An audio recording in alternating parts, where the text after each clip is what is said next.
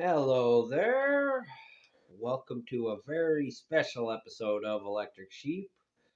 It was supposed to be the 60th subscriber special, but once again, you guys are too fast for me and I'm just being a little bit slow. I could have easily got that 60 subscriber special out in time, but it's 61 now. And yeah, so I just wanted to share this story with you. This wonderful story about an orc that me and ChatGPT put together. But for this special, I also wanted to show off this thing that somebody gave me when I came back from one of my walks. And I was just at Circle K buying. I don't remember what I was getting, if I was getting something to drink or something to eat, but I was getting something at the gas station there, and somebody says, "Here's Thor's hammer," and he just gave it to me. And well, it's like homemade, and it's really nice, and I'm just flattered, And but they say you got to be worthy to pick up Thor's hammer. I don't want to toot my own horn, but I just want you guys to remember that you're worthy too. If I'm not around and someone needs to pick up this hammer, I'm sure you'll be able to pick it up no problem. But let's get going with our story here. Now, the narration doesn't have a gap between the title and the story. It just says the title orc and then immediately starts talking like orc was the first word in the sentence. So there should be a gap in there. But without any further delay, here is orc. Orc, he fell like a hammer from the sky. The clouds split, and the stars above blinked in terror. When he struck the earth, it quaked, a crater, punched into the green pastures of a peaceful realm that had never once known the word orc. And yet, there he was, an orc, 7 feet tall, iron-skinned and horn-helmed, dragging behind him a jagged great axe that hummed with the soul of a dozen tyrants. His tusks were chipped, his eyes war-scarred, but there was a calm in him now, deep like the silence after a thunderstorm. A shepherd boy, the first to find him, asked, "What are you?" The orc stared into the horizon and answered, "I am Varg, tyrant killer. Your world is the 6th." In a quiet grove not long after, Varg sharpened his axe and recounted his tale to a curious elven scout named Tyriel.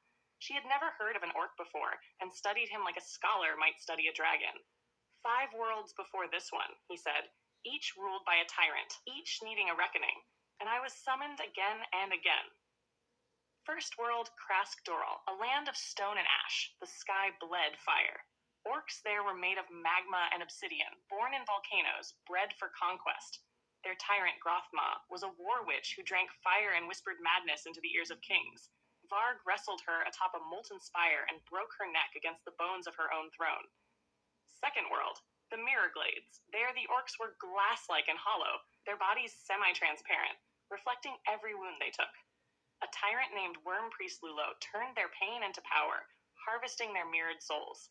Varg shattered him with a scream made from the orcs' mourning songs. Third world, the sky realms of Argental. Floating cities, winged orcs bred for air raids, their bodies lean and feathered.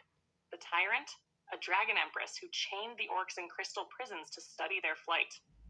Varg hurled her from the sky and watched her fall for an hour before she struck the earth. Fourth world, the deep rot below. Underground, in fungal cities, the orcs were pale and blind, led by a tyrant mushroom with 1,000 puppet bodies. It tried to consume Varg's mind, but he burned its core with a torch made of its own roots. Fifth world, no orcs at all. A utopia ruled by a benevolent AI god named Paxrix. No war, no pain, no freedom. Varg was labeled a virus and hunted, but he tore down Paxrix's tower and gave the people back their right to suffer and rise. "And now," Varg said, pointing to the peaceful spires on the horizon, "I am here." Tyriel's voice trembled. "But we have no tyrants, no orcs. Why are you here?" He stood, brushing moss from his armor. "Tyrants are like weeds. You rarely see them until your people are choking." In the days that followed, Varg wandered the kingdom of Avalor. He found parades, pageants, and powdered kings. And in the heart of the capital, he found the tyrant. King Lorien the Eternal, so beloved, had ruled for 400 years. He drank ambrosia and fed on worship. His people, though smiling, could not weep, could not think forbidden thoughts. Statues of the king were carved into the clouds by enchanted winds. Rebellion was impossible, not because of cruelty, but because of perfection. Too perfect, Varg muttered. Where fear ends, tyranny begins. He stormed the palace. The king welcomed him with open arms. You must be the one the prophecies spoke of. Come, be my general. We will fix all the broken worlds.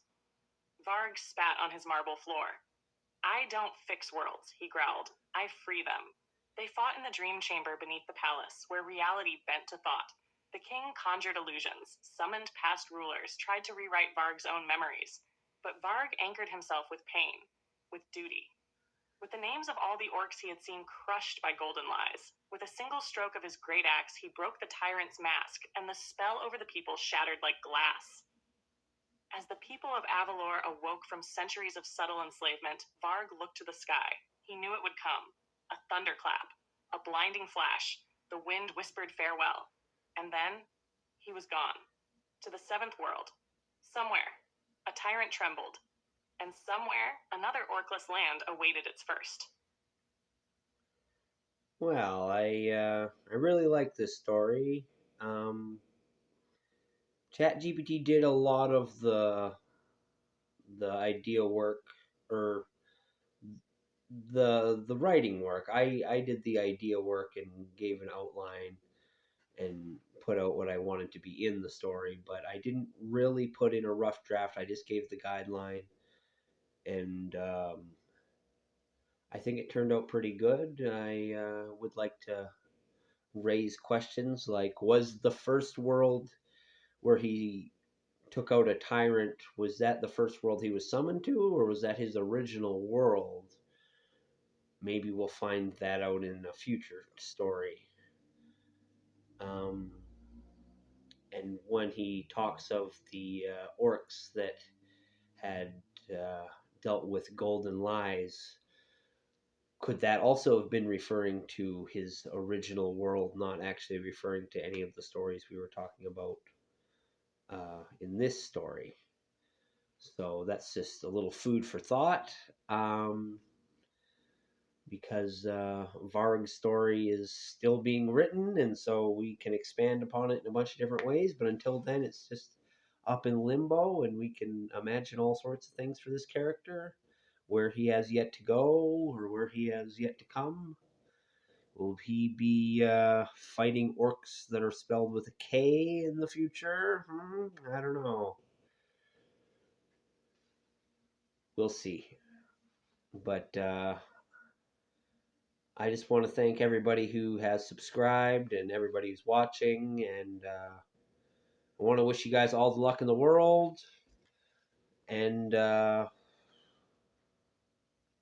yeah, I always want you to remember that I love you and you're worthy.